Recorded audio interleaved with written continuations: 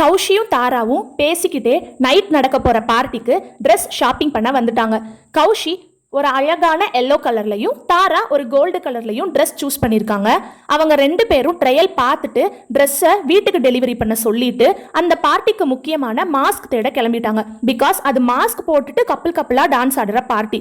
தாரா அவளோட ட்ரெஸ்ஸுக்கு மேட்சிங்காக ஒரு கோல்டு கலர் மாஸ்க் செலக்ட் பண்ணியிருக்கா.